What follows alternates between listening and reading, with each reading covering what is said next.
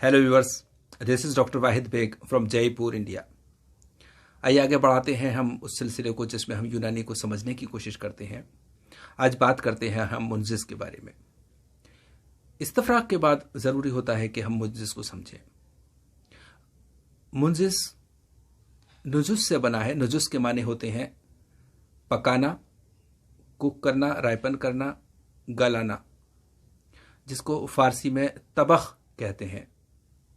यही वजह है कि फ़ारसी में जो नुजुस की दवाएं हैं उनको मतबूख कहा जाता है और अरबी में उसको मुंजिज कहा जाता है।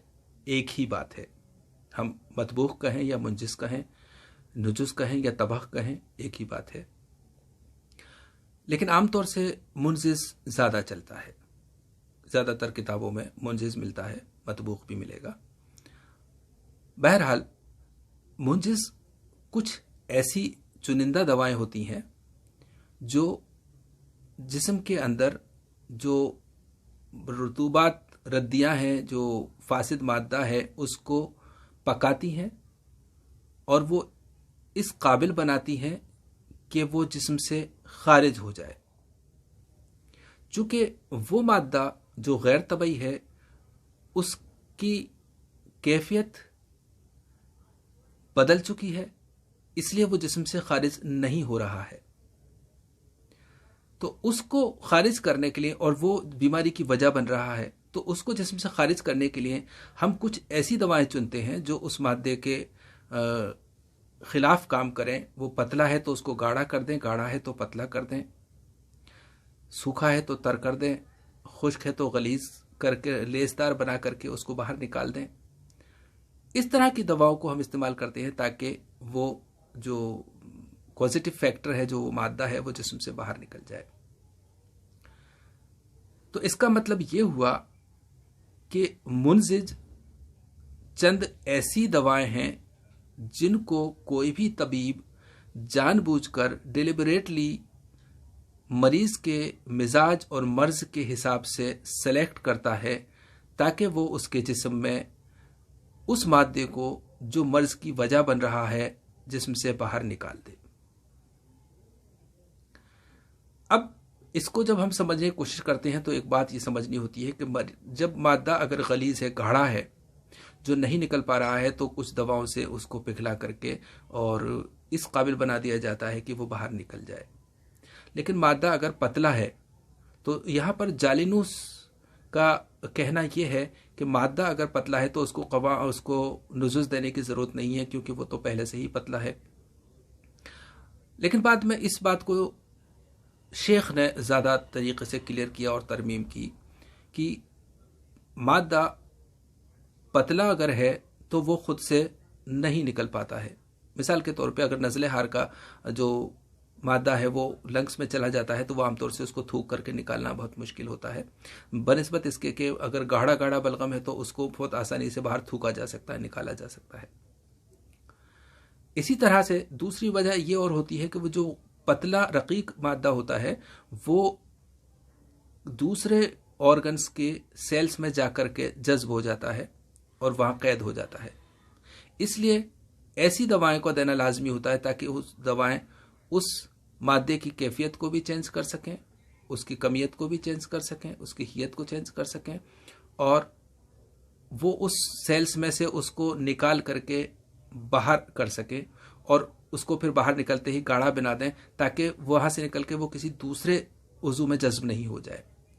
तो इस तरह से वो उस मादे को बाहर निकाल देती हैं। तो पतले को गाढ़ा करना, गाढ़े को पतला करना लाजमी होता है।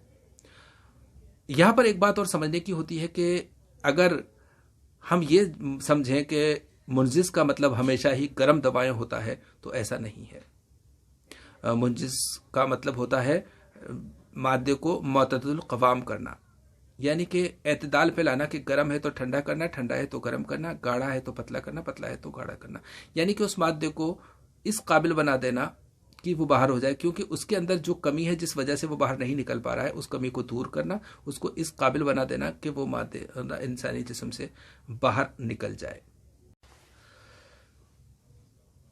मादा निकालने के लिए यानी मुंजिस देने के लिए एक उसूल ख़ास तौर से ध्यान रखा जाता है कि हम मुंजिस तब देते हैं जबकि मर्ज क्रॉनिक हो चुका हो, मुजमिन हो चुका हो, यानी कम से कम 40 दिन हो चुके हों।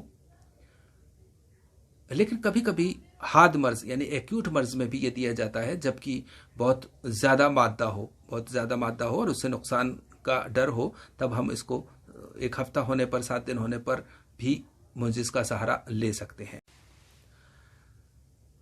चूंकि खिल्त इंसानी जिस्म में 4 होती हैं, सौदा, सफरा, खून, बलगम, इसमें से 3 खिल्त का मुंजिस दिया जाता है, सफरा का, बलगम का और सौदा का। खून में नुजुस देने की जरूरत नहीं होती। हाँ, अगर कोई दूसरा खिल्त उसके साथ शामिल हो जाए तो फिर उस खिल्त का नुजुस दे करके उसको अलग किया जाता है, लेकिन खून में इस तरह की कोई नुजुस की मुंजिस देने की ज़रूरत नहीं होती है, क्योंकि खून में हमेशा जो होता है वो गलियान होता है, जोश खून होता है, उसमें गर्मी पैदा होती है, उफान आता है। तो उसके लिए हम मुसक्किनात और मुबर्रिदात देते हैं, जिसको कि हम मुअद्दिलात कहते हैं, यानी कि वो खून के जो कैफियत है उसको तादील करती है, उसको नॉर्मलाइज करती है।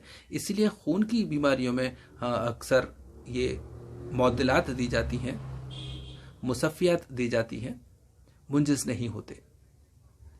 हाँ, बाकी तीनों खिलतों में के अपने अपने अलग अलग मुंजिस हैं, जिनके बारे में हम फिर जिक्र करेंगे। तो फाइनली हम ये कह सकते हैं कि मुंजिस या मतबूख, जिसको आमतौर से काढ़ा कहा जाता है, काढ़ा इनफैक्ट, काढ़ा या जोशांदा एक ही बात है। काढ़ा या जोशांदा इनफैक्ट एक शक्ल है, एक फॉर्म है, जिस शक्ल या जिस फॉर्म में उस मुंजिस को पिलाया जाता है। यानी कि 10 दवाएं अगर हैं तो उनको उबाला जाता है और उसका जोशांदा बनाया जाता है और फिर पिलाया जाता है। तो ये जब उबालने करके और जब ये जोशांदा बना लिया जाता है तो अब इसको काढ़ा कहते हैं। लेकिन उससे पहले जो वो मुंजिस की दवाएं होती हैं वो सब अलग अलग होती हैं। हर बीमारी के लिए, हर मर्ज के लिए, हर मरीज के लिए, हर मिजाज के लिए अलग तरह का काढ़ा होता है, तो उसको हम मुंजिस कहते हैं। तो वो इसलिए जोशांदा एक शक्ल है जिस शक्ल में उसको पिलाया जाता है मुंजिस को। मुंजिस एक नुस्खा है जो अलग अलग होता है। तो डियर यूनानी फिजिशियंस, ये सब था मुंजिस के बारे में। उम्मीद है मुंजिस की बात क्लियर हुई होगी। मुंजिस हर खिल्त के अलग होते हैं, उसके बारे में हम फिर कभी बात करेंगे। अल्लाह हाफिज।